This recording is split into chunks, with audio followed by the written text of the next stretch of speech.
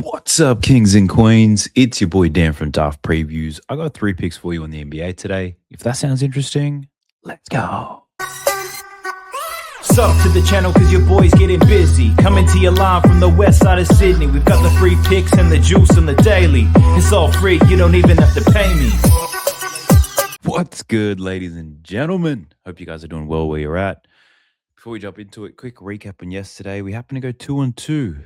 These boys from Detroit, man, they let me down yesterday. Firstly, we'll talk about the winners. Relatively sweat-free. Pretty happy with the reads on them. Jalen Tyson, we hit his PRA. Made us sweat a little bit, but covered his points line, covered his rebounds line, and covered his assist line as well. So he went over on all three. Jalen Tyson gets us paid.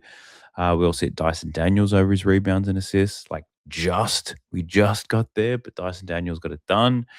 And then the bad boys from Detroit, man, they were bad today. Duncan Robinson, he was 2 from 8 from deep. We needed 3 in order to start climbing that ladder. 2 from 8 is pretty variance-like. Pretty unlucky if you ask me. Looked at his numbers when he takes 8 3-pointers this season. Duncan Robinson over this line in 16 out of 17 games. So shot like shit today, but the volume was there. Got to live with the result. But Jalen Duren, my worst pick of the day, he finished with 7 rebounds in just 26 minutes. Didn't even have any fouls, so there was no foul trouble. Just didn't dominate, didn't do anything. Went very quiet in that second half as well. So I wasn't happy with that read. Apologies if you tailed that one. That one is on me. But chance for redemption today. I'll take you through 2 picks plus a ladder play that I'm playing. So buckle up, boys. We're going to do that, and then we'll get into all the leans. Before we jump into all that, I just want to say thank you for all the wonderful support, everything like that. The videos have been popping off. I'm pretty sure this channel is now getting the most views around NBA player props every single day, and couldn't do it without you, to be honest. So with everybody who subscribes, who watches, who likes, who comments and all that, you make a big difference. You're helping your boy get pushed out into the world. That algorithm is feeling me at the moment. So I just want to stop and say thank you. Now let me give you some bangers. Let's talk about some value that we've got on the slate today. Smallish slate, which means it was easier for me to research. I will say I've got no picks in these first 2 games. I'll talk a bit about why when we get into the lean section. But in terms of bets, what do we have? The first one I've got for you, I've actually got 2 in this Celtics versus the Bulls game. As I was researching the slate, this Bulls and Celtics game has the most obvious looks in my opinion, so I spend a little bit more time here. So I'll take you through the 2 picks that I have in this, and then I'll take you through all the leans that I have, because there's a lot of things I like in this game. For those of you guys who like to build same game parlays, this might be right up your alley. So first one we're looking at though is Nikola Vucevic, and I'm taking him to make 2 3-pointers today against the Boston Celtics. This season he's over this line in 22 out of 43 games, averaging 1.7. So he's pretty much at 50% hit rate on the season. There's a couple of things I like about this. One is the matchup. The Boston Celtics allowing the second most 3-point attempts, the worst catch-and-shoot defense. Vucevic is living above the break these days.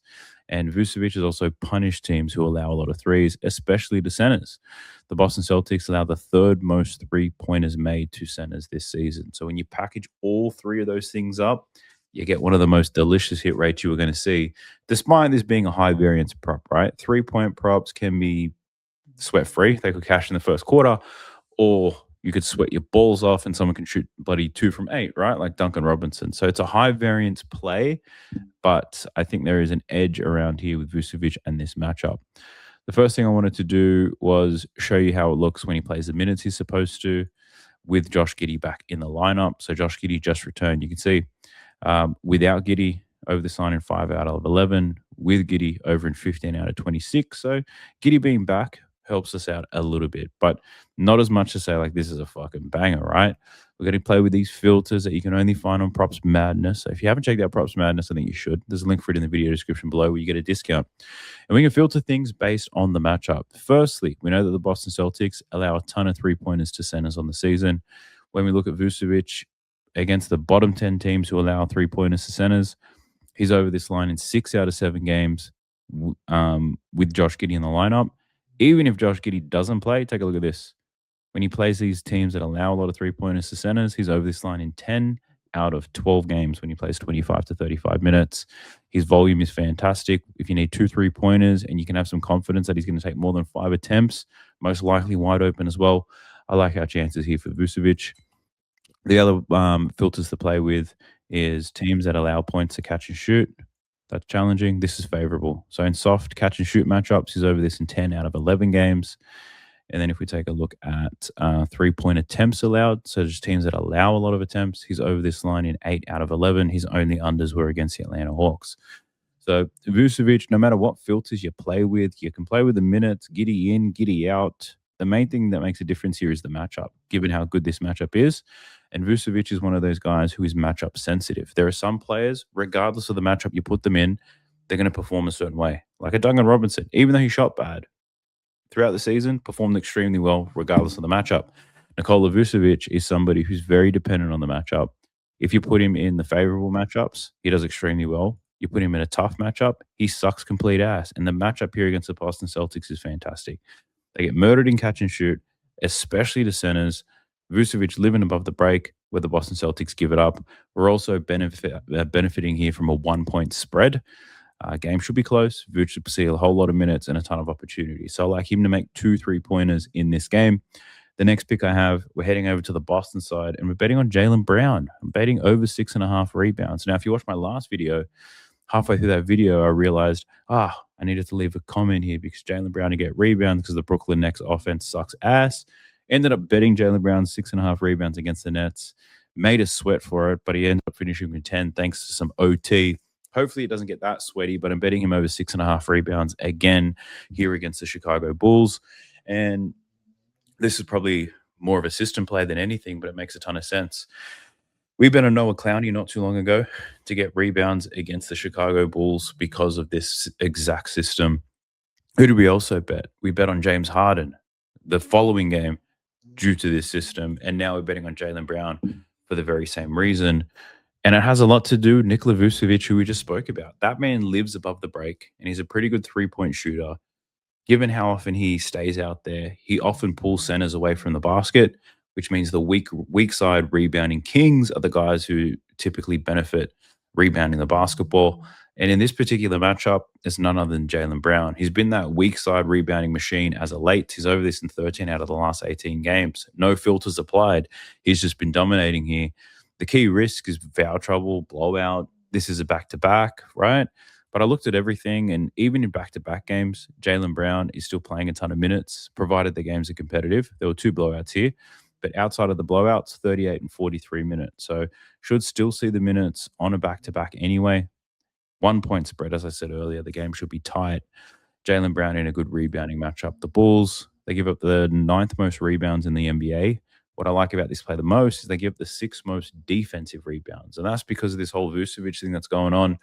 Vucevic is their best rebounder, but he doesn't get offensive rebounds because he's always so far from the basket, which means a lot of the guys like Jaylen Brown, who are going to be sitting on the weak side, will be able to get some uncontested defensive rebounds. So I like our chances here for Jaylen Brown.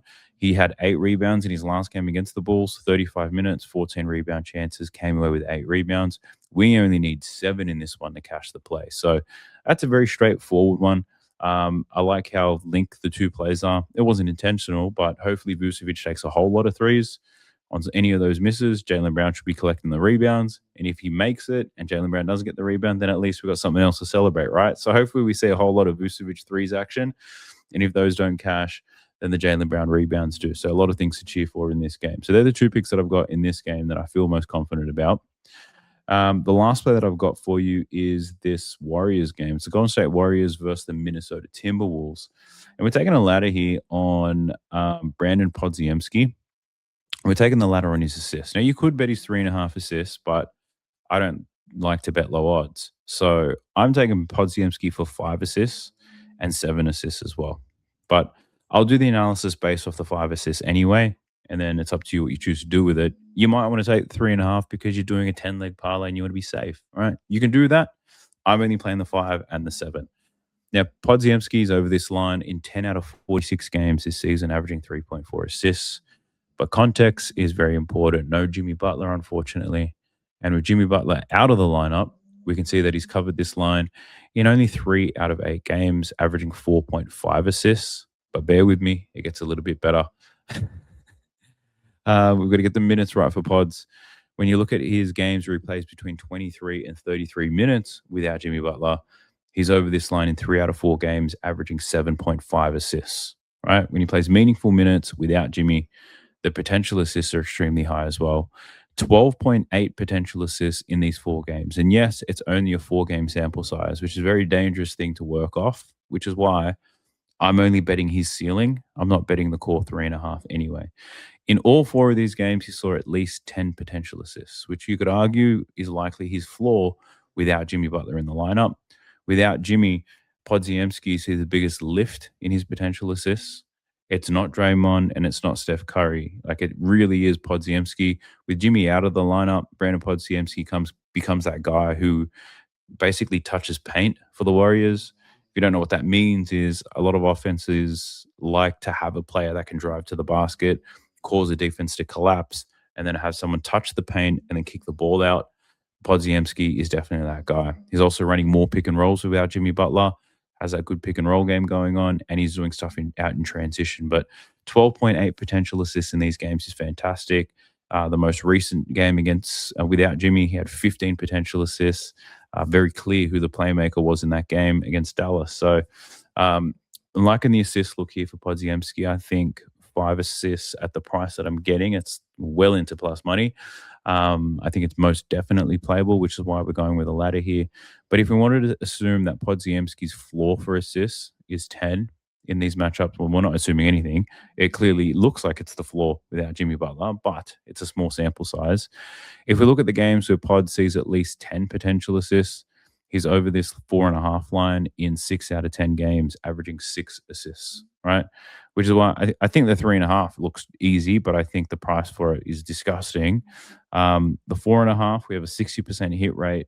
The odds that I'm getting tell me that there's like a 30% probability or something like that, which is plus EV in my mind. So I'm taking Pods, betting his ceiling. The matchup here against the Wolves is actually pretty good too. Now, if you looked on the season, the Wolves are now the 10th fewest assists in the league and the 2nd fewest assists against guards with the 10th best defensive rating. You're like, fuck, this matchup is tough, right? But the Minnesota Timberwolves haven't actually been that good as of late, because over their last 15 games, the Timberwolves have the 15th worst defensive rating. They allow the 2nd most assists in the league, the 6th most assists above the break, where he gets 38% of his assists, the 8th most assists in the restricted area, where he gets 26% of his assists. So we're getting Pods with a relatively low line. He's getting high potentials without Jimmy up against the Minnesota Timberwolves team that hasn't been great defensively lately. I'm liking Podziemski to dime up here. So hopefully Steph Curry's cooking and it's not Draymond Green getting all these assists and Pods can get it done. I think in order for Pods to have a strong game, we need DeAnthony Melton to make some shots and we need Moses Moody to make some shots as well. He's got a good connection with a lot of the role players out there. So Pods, taking him for 5 assists and 7. You can take him for 3.5 if you want to. So the 3 different picks that I've got down right now, there's a lot of things that I am considering. So I've got quite a few links to take you through. So I'll take you through that in a moment. But I do ask that you like the video, subscribe to the channel, drop me a comment down below. You can say absolutely anything. It gets this algorithm nice and horny and aroused. And when it is horny and aroused, I typically get more views. So help your boy out. Be sure to subscribe. Let's get into it, shall we? Let's get these leans rolling in. So starting with the first game, Wizards versus the Hornets. This game, it stinks. Like, I like betting when the Hornets play, but this Wizards team freaks me out. The things that I'm obviously considering, Knipple rebounds. He's been rebounding like an absolute freak. Washington, they're an average rebounding team as of late. Could be a blowout as well, 10.5 point spread. So that makes me a little bit queasy, but Knipple rebounding really well lately. I also don't like that his rebound line moved up. We bet this at 4.5. Now it's at 5.5. Plus there's a blowout risk. So I don't like it as much. And then on the Washington side, can't look past Keyshawn George, who's just been killing it in every way, especially over his last couple of games. His PRA has been fantastic because he's been scoring pretty decently. The assists have been there. The rebounds have been there and about. Charlotte, though, over the last 15 games have been pretty good. Their defensive rating is fantastic. They don't allow many rebounds. They don't allow many assists. Like, Charlotte's sneaky, right?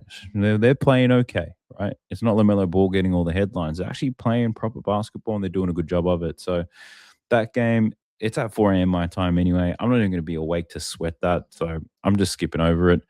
Then we got the Knicks versus 76ers. I think this will be a good game. Embiid probable. Paul George, I think, is questionable for this one. Anthony Towns questionable as well. So I'm like, how the hell do I attack this? The Knicks, they're a good paint defense, not a great perimeter defense. Tyrese Maxey, he should have a strong game here, but I think my hesitation betting on Tyrese Maxey, it's not actually Embiid or Paul George for once.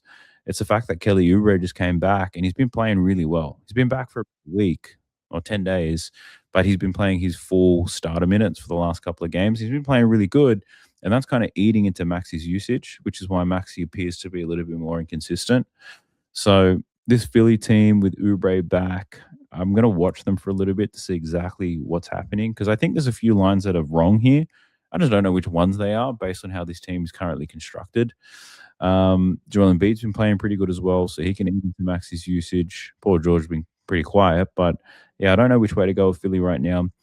And with the Knicks, you got to wait on Karl Anthony Towns. Like Jalen Brunson's been playing like dog shit lately. Also have the Knicks actually. Most of these guys have been playing pretty ass lately. Um, the matchup against Philly, the person who does have a good matchup is Brunson though. Like he's got a good pick and roll matchup. Philly are very good at limiting stuff in the catch and shoot, but they're still soft in the paint. So Brunson actually has the best matchup, I'd say, out of everyone for the Knicks. Problem is Brunson's been playing like shit. Even in good matchups, he's sucked. So I'm a little hesitant to bet on that. So I've pretty much skipped over that game too. Warriors versus the Wolves. It's just hard. Jimmy being out now, Kuminga is out. This could have some blowout risk. It's only a 5.5 point spread. I think Steph Curry to score some points. That's typically the lean over here in this current position that they're in because they don't have too many other options outside of Curry. How are they going to score 110 points to keep up with the Timberwolves, right? You need a big Steph Curry game to do that, but Steph Curry heavily reliant on three-pointers. You're asking for variance there. So I can't give you that bet with much confidence. And then for the Minnesota Timberwolves, Anthony Edwards has a decent matchup here. The Warriors been getting smoked in the pull-up game. Anthony Edwards, I wouldn't say Anthony Edwards is inconsistent. The person who's like inconsistent on this team is Julius Randle. What I mean by that is sometimes he just turns up to games so aggressive that he just takes Anthony Edwards' usage.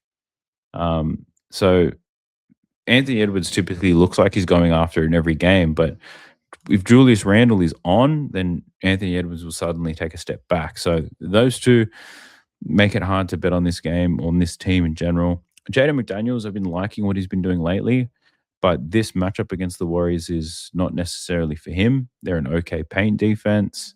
They're an okay defense in general, but Jaden McDaniels, his volume in the last game, I didn't really like. I would have liked to see him take more shots. So that scared me off it a little bit. So this game's a little bit poo-poo as well, but actually not the whole game. I think there's more value on the Warriors side without Jimmy. D'Anthony Melton, I've liked what I've seen from him lately.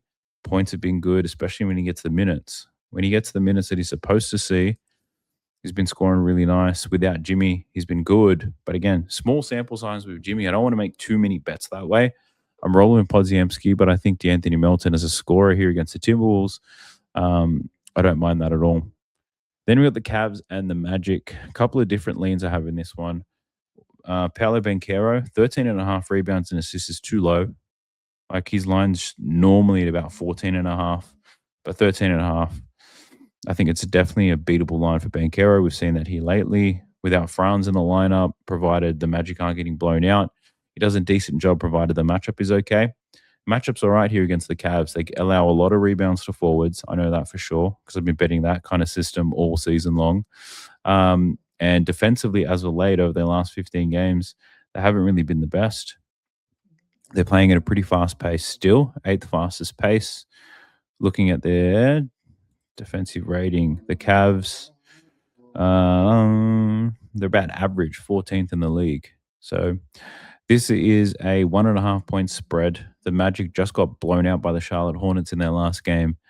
Nice bounce back spot for them. And I'm not saying that they win this game, but I'm saying I think this spread is pretty accurate, that this game could really go either way. Banchero in close games he plays 34 to 40 minutes. See big minutes from Banchero. And when he plays 34 to 40 minutes without Franz Wagner, over this line in 7 of 11, averaging 16.3 rebounds and assists, 10 potential assists, and 14.8 rebound chances. So you're looking at about 25 opportunities here to get these 14 rebounds and assists. So I don't mind Banchero. The other I was considering, Jalen Suggs might be back, so I don't want to bet on it, anything to do with Anthony Black, but we'll see what happens with the lineup. But the other one I was looking at was Donovan Mitchell. Yeah, you've heard the system against Orlando Magic. I've been saying it all season. Orlando don't send help. They don't send doubles. They pay single coverage. They limit catch and shoot guys. So high usage guards who can score in the pick and roll, who have success in pull-up jump shots and who can get to the basket, they typically see more volume and more usage, and that fits the bill here for Donovan Mitchell. So should have very high usage, considering he's over 28.5 points. It is a high line. The hesitation here is that Darius Garland, he sucks without Garland and Merrill, but there's a chance that Merrill could be returning. So check this out. This is Donovan Mitchell without both Garland and Merrill in the lineup. He sucks, right? But look at him without Garland, but with Merrill. It completely flips on his head. It's like having that extra shooter really opens things up for him or something. But so I'm going to wait on Sam Merrill's status. He's questionable on whether he returns, and if Merrill is in, I'll probably bet Donovan Mitchell. We'll see where the line sits and how many minutes Merrill's projected for. Jalen Tyson, I don't love his matchup here against the Magic today, so I'll probably give his PRA a pass. But 22.5, it's lower than what we just took. But the matchup not the best. The Magic are a very good catch and shoot defense, and they're a decent paint defense as well. So when I say decent, they're average. So I wouldn't say there's a major edge on Jalen Tyson scoring. Then we've got the Celtics versus the Bulls, and this could be the money game. Could be. I'm not saying it is, but it could be. But it's where like each team's weaknesses are very easy to exploit. The Celtics, right, are a really good paint defense, but they just get murked by three-pointers. The Chicago Bulls aren't a great three-point shooting team, but they have like 4 or 5 guys who have the green light to shoot as many three-pointers as they possibly want, provided they're wide open. So it's a really good matchup for the Bulls to let it fly. I obviously went with Vucevic because that one makes the most sense. I can back it up logically, contextually, with data, whatever. That one was the easiest one, but there are still some others. Like Kobe White to make some three-pointers is a good one. We've got a 2.5 line here. When he plays his normal minutes with Giddey in the lineup, he's over this in 9 out of 15. When you put him in favorable matchups, he's over this line in 7 out of 9. So Kobe White to make 2.5 three-pointers, that one also makes sense. Matas Buzelis to get his. This makes sense as well. Take a look at this. 24 to 34 minutes with Josh Giddey in the lineup. He's over in 13 out of 19 games. Then you put him in a favorable matchup against teams that force threes. He's over in 3 out of 5. In catch and shoot matchups, he's over in 5 out of 8. So Buzelis could be another guy. And the last one here is Jalen Smith. Take a look at Jalen Smith when he plays the minutes he's expected to play. We're looking at 21 to 31 minutes. He's over his three-point line in 8 out of 11 games. You don't even have to filter to soft matchups. Like with Josh Giddey in the lineup, he's over this line in every single game. 6 out of 6 games when Jalen Smith plays 21 to 31 minutes, he'll take about 5 attempts here. And he's got the same soft-ass matchup that Vucevic has, right? He's a big, he's going to sit on the perimeter at times, can definitely knock down some threes. So a lot of different angles for the Bulls players to hit some three-pointers. It is a high-variance prop, so I don't want to bet too many of them, but I'm just saying a lot of Bulls players in a good matchup. And then for the for the Boston Celtics, for the Bulls, they're a little bit strange in their defense. They do a really good job of like trying to limit point of attack players. So they're very good at limiting points in the pick and roll. Their pull-up defense is good, but they're a very weak paint defense. It's almost the opposite to the Boston Celtics. Jaylen Brown, although he's very dependent on pull-ups, can also score equally as well in the paint. So I'm not suggesting to bet he's under, although I do lean that way. But a lot of these perimeter guys, I'm not saying that they're going to struggle, but the matchup's not the best. But Boston kind of live on threes. Derek White's been asked for a long time. He just missed a game. Sam Howes has been lights out. I had him as a lean in the last game. I didn't take it, and he went crazy again. So Sam Hauser probably sees a similar number of minutes anyway. His over doesn't look too bad. For the Lakers versus the Mavs, so many different things you could like in this one. Najee Marshall, he's been an absolute beast lately with no AD. Najee Marshall scores a lot of his points in the paint. The Lakers are dog shit in the paint, and they're actually pretty good at limiting points in catch and shoot. So Najee Marshall to get some points looks all right. Max Christie's been playing out of his mind the last 3 games, although he has had 3 games against teams that don't defend the perimeter very well. The Lakers, at the moment, it's the only thing they do well. Over the last 15 games, they've completely sold out on defending the paint. They're limiting 3-pointers, and they're getting absolutely smacked in the paint.